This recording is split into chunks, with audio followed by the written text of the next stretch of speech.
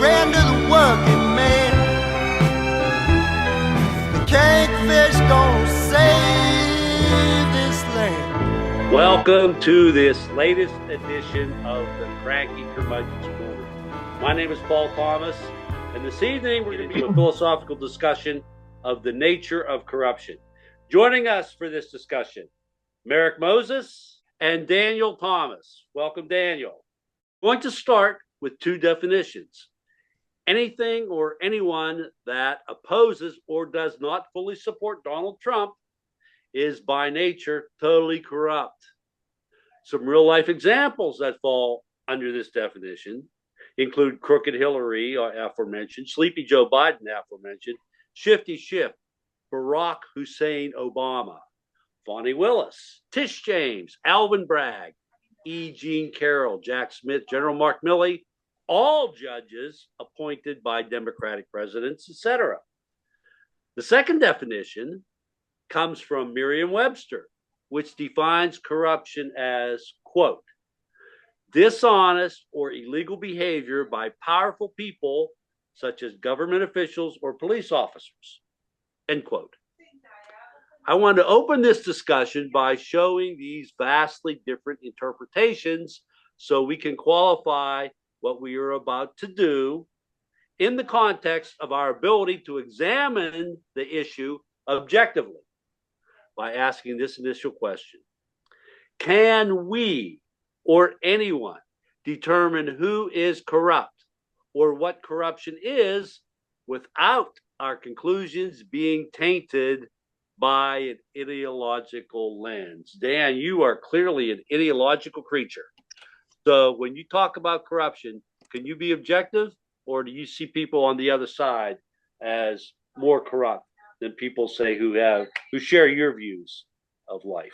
Democratic Senator Bob Menendez is a spy and deserves to be shot by a firing squad, if not die in prison. So yeah, I can see corruption on both sides. But the Supreme Court just made bribery legal, so maybe he's gonna be okay. Well, he may get off. He may get off. Yeah, bribery is legal now. Yeah. Now that that's cool. I'm not sure that all he's been charged with is still a crime after the last couple of weeks. But yes, there are ways, even if I disagree with your ideology, I can accept when you are actually doing your job and when you are not. I disagreed with, for example, Nancy Pelosi's staunch defense of House members and their spouses trading stocks. I think that leaves the door wide open. I'm not necessarily saying Paul Pelosi was doing things that would implicate and make Nancy corrupt, but I am saying that the appearance of a conflict was there, and if she wanted to be Speaker of the House or just a House rep, he should have given up that job, or she could have given up hers, one or the other. That would eliminate the appearance of the conflict. And I have a big problem with his continued stock trading while she is a sitting member of Congress. I don't think that works. Now, Chelsea Clinton is also married to a stockbroker or day trader or something like that, but she's not a political official, so that's fine. She's just a regular private citizen. So that's okay. If you're not benefiting from the job in other ways, that's totally okay. I may disagree with you ideologically on most things, but I don't necessarily think that you're a criminal because I disagree with you ideologically. And if there is an appearance of conflict, it has to go away, or eventually, like good old Bob Menendez, if there's really a conflict there, it is going to be noticed and you're going to get indicted and it's not going to be okay. Well, unless he cites the Supreme Court's recent ruling and says it is okay. Well, it was not okay when he did it. Right. That was new, and I don't think anyone really expected the, hey, bribery is great, let's take everybody to Chipotle ruling. we'll see how that plays out, but I'm not really sure how it will. All right, Merrick, do you understand the question about I do. looking at corruption and viewing it? I like Dan's answer. I think he has a very objective, realistic attitude about corruption. So, what do you say about it? Get behavior, particularly behavior based on law and practice, that particularly don't break statute or norms, which are designed to maintain order within systems. So it's one thing to, I think that the problem is that in this day and time, people have a lot of times a hard time agreeing on a stated set of facts. So at this point, because we are in that intellectual conundrum, we are looking at a populace, a good third of the populace, that has poor critical thinking skills because they never learned logic. They never learned how to look for information, parse out information. And so that leaves them susceptible to con artists. That leaves them really vulnerable to religious nuts. And so this is the tree. This is the fruit that the tree bears. This is what's happening now. So that's not necessarily what you would call corruption as much as just ignorance based on the fact that their input has been corrupted. Am I correct in your analysis there? Yeah, I would agree with that, but also this is the thing with the corruption piece, right? There's laws, there's norms that follow these laws, and when those things are broken and bypassed, that's when stuff starts getting hairy within the system. And I think that part of also too, we also have to recognize this, right? I'm old enough to remember Schoolhouse Rock, which taught us how the government works. People are not doing that anymore. They cut all of that funding during the Reagan years, and then W sealed it with that No Child Left Behind BS, which was every child left behind. And that literally, I would say, blew up civic education. A lot of people think about this and believe the BS because they literally don't know how the government works. And how do I know? Because I've worked in government, I've worked around government, I've done legislative work, and I can tell you a lot of people don't have any idea how the government works. And this is why I think that spans ages. That's not just the younger generation. I'm not talking about younger generations. I'm not talking about younger generations. I'm talking about people like me, 50 and up. A lot of those people didn't get the education they need. They got the basic, but they did not necessarily get the other things that are involved in creating critical thinking and thinking with a critical eye. That being said, like I said, a third of the populace. I didn't say the young or the old. I said a third of the populace live in areas where there are great educational problems.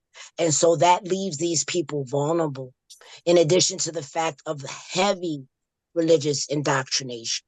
A lot of that soup right there is really a very toxic mix. Every organization has its alpha leader, regardless of how that status was attained, along with others up and down the scale of ranking in the organization's hierarchy.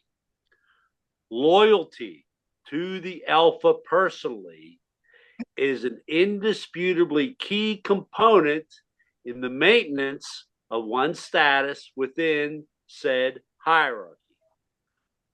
When the expression of that loyalty manifests in actions deemed, according to Merriam-Webster, to be knowingly dishonest or illegal, does that constitute corruption in your mind?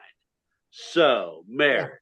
Well, I just want to put on a table that this is coming from a very Western framework, and there are different ways around the planet that people have governed themselves, and it's not always about hierarchy. Sometimes it's really about consensus. That being said, in terms of the question, I think it would. I think when we talk about corruption in light of this question, it depends on the act and the reasons for that. And then an investigation into, did said alpha person authorize that, or was this completely a shot? Right. Also, to Okay, also let's have to define that a little bit. Corrupt being dishonest or illegal. Okay. It depends on it. It depends on it depends on the offense. Like, it's situational. Like, just because something is illegal doesn't necessarily mean that it's corrupt.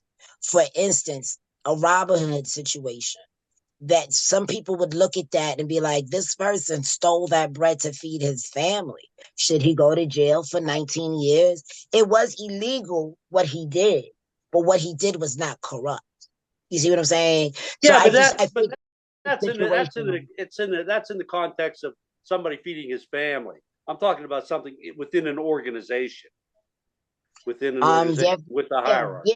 there are people that have stolen monies to feed their families. Like, that's a thing. I used to do nonprofit work, and there are people who get over.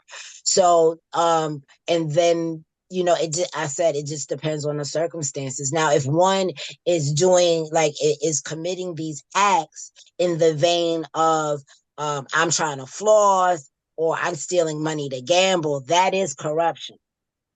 But there are circumstances which things are illegal, but not necessarily corrupt. We have All right, in let me that throw in this. that case, we have to be. Let me throw this Mm-hmm, at you. This hypothetical: a guy mm-hmm, who ends up he's the head of the organization or the head of that mm-hmm, unit, and finds that he made a big mistake, and decided what he was going to do is he was going to blame somebody else, and was able to successfully do that. So he lied about the mistake he made and said the mistake was somebody lower in the hierarchy. Would that mm-hmm. qualify in your mind as corruption? Absolutely. Because first of all, this person is lying about a situation. That he basically is accused. He's basically accusing someone of committing an offense that they didn't do, but he did. So I would consider that corruption, because it also speaks to his intent. So he's trying to maintain his innocence by throwing somebody under the bus. That in and of itself, I look at as corrupt. Okay, Dan, I was thinking about you when I came up with this example, because you're in a situation where you have seen as a supervisor many mistakes made, and you probably have also seen people trying to squirm away from the accountability for making those mistakes. So, with that scenario, would you categorize that effort to blame somebody else for your mistakes as a corrupt act? Yes. I say that tentatively. I do think that I do think that most situations are not 100% black and white, good and evil. There's always a little bit of nuance there. Um, in the context of the question, no, you should never be so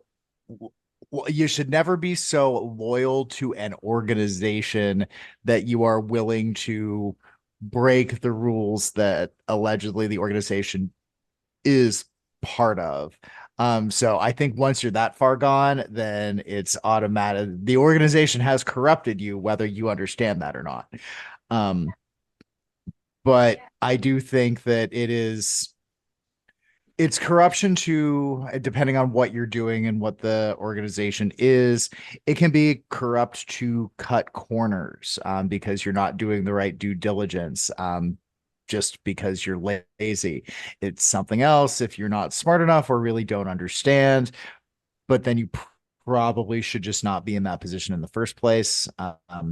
Once your mistake is made, you should be taught how to fix it. And then if it happens again, then you're choosing to do it then. So I will allow for there to be some innocence. I will allow for there to be some inexperienced questions. That's why I was emphasis on was very patient when I was reading the news articles about Eileen Cannon for, let's say, the first 5 months, because she was new at the job. So I gave her a lot of grace and patience. And now literally everything I read is, oh, well, she created this problem and now she doesn't know how to do it because it's obviously just a delaying tactic. So yeah, now she's past the point of grace for me. She's 100% corrupt, loyal to the head of her organization, and kind of think she deserves to sit in prison for a spell, but I'm not sure how that's ever going to come to fruition. Well, I agree with you about Eileen Cannon. I mean, ineptitude's one thing, but corruption can be clearly identified whenever you just continue to do it all the time. All right, culture is certainly a component of whether an organization is clean or corrupt. And leadership is the primary influence in forming the culture of the group. What happens to a culture where there are honest individuals alongside of corrupt forces, and each side views the other with suspicion? How do those organizations function? With effectiveness or chaos? Dan, you understand the question? I believe I understand the question. I believe that there are honest members of the Roman Catholic Church, that some of the priests and nuns are, in fact, absolutely wonderful people who really feel that they have a calling and believe that they are doing good in the world. I also believe that the Roman Catholic Church did a whole lot to cover up scandals of things that they knew were actively wrong. The pedophile priests immediately spring to mind. That the fact that the church was not immediately handing those people over to law enforcement and just moving them around tells me that there was corruption in the ranks of that organization. If the good people knew about it and did nothing, then they themselves became corrupt and stopped being good people. So the Roman Catholic Church is pretty successful as organizations go by literally every metric. We can say the same thing about the Joe Paterno scandal at Penn State. As soon as people were made aware and they made the effort to protect the university's reputation over the actual victims, the doctor on the American women's gymnastics team, Jim Jordan over at Ohio State, like as soon as a choice was made to protect the organization instead of blowing a whistle, those people stopped being good people and became corrupt. And I'm not sure that if there are people viewing each other with suspicion, those are the whistleblowers who are stepping forward. And I don't think that nearly enough of them did. But if they feel powerless to do anything, and they're like aware of it, but feel that if they do whistleblow, they end up losing their jobs, and they need their jobs. Obviously, we all need our jobs. So choosing not to do anything because of you figure your lack of status doesn't give you the ability to do anything anyway. But that wouldn't qualify as corruption, would it? That'd just like be more like fear and being timid, wouldn't it? No. Okay. If I see you are stealing bread from a store to feed your family, no, I didn't. I'm going to mind my own business. That is one thing. If I see people are actually being harmed and traumatized by the behavior of the organization, and my first reaction is to protect the organization and just ignore it, no. And my Catholic Church example, sure, in like the 1400s, I can see you looking the other way because you are going to get executed. Today, I cannot see that. And the book deal that you're going to get is going to more than pay for anything that you would lose in your short-term wages. So, yeah, I don't. I said earlier that not everything is black and white and nuanced, but you can take steps to protect yourself. There are whistleblower laws in place. Um, and I don't think that the financial motivation of just keeping your job, like if you're a single mom at McDonald's working 80 hours a week and you notice somebody sold a spoiled hamburger, you should at least tell the manager and do your due diligence.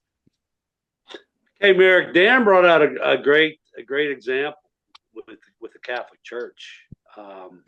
Would you like to weigh in on that particular example with this question, or you have another thing you want to?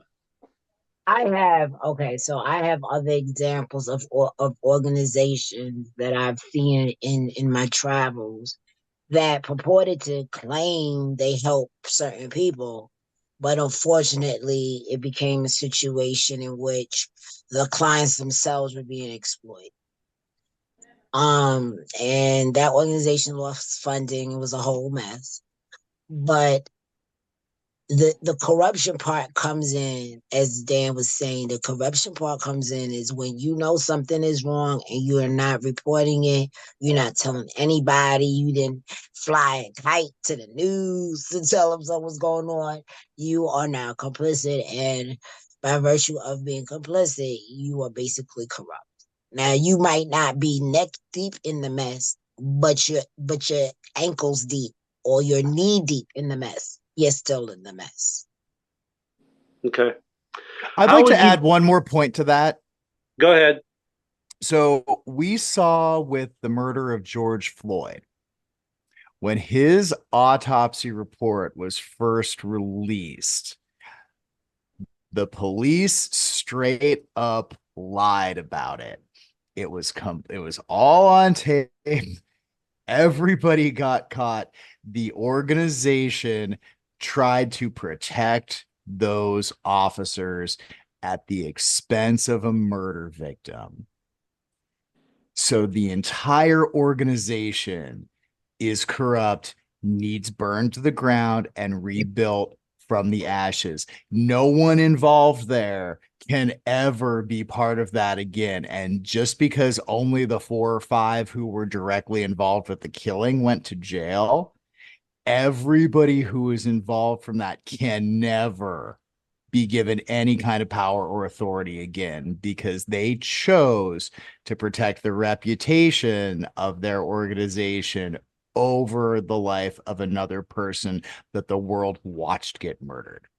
So if the organization, if you view it with suspicion, if you're afraid, the organization itself corrupts you and you cannot be part of it. Right. Okay. Staying with that, we're going to talk more about the police in another question coming up. But staying with that example and moving it back to the Catholic Church example, would you say the Catholic Church, in the corrupt manner in which it protected the pedophiles, deserves to be burnt to the ground, just like the police department in Minneapolis that you just cited? I'm a homosexual man in 2024. Of course, I believe the Catholic Church deserves to be burned to the ground. Like, utterly evil destroyer of Western. Well, no, the Catholic Church was a vehicle for colonialism, which means it's a vehicle for racism. It's a vehicle for the oppression of women. It's a vehicle for the oppression of the LGBTQIA. Like, I will not go to a Christian denomination because I think the whole thing is tainted because of what I've seen in my entire life. There's absolutely no way I don't think that it deserves to be burned to the ground. Just checking to see how you're feeling, Dan. That's all. How would you characterize today's Republican Party, particularly elected legislators, state as well as federal, in terms of corruption? Eric, Dan's taking a bite to eat here, so I'm going to let you start out with this question. Characterize today's Republican Party: corrupt or just fine? You know, the last vestiges of any sort of conscience in the Republican Party has left the building.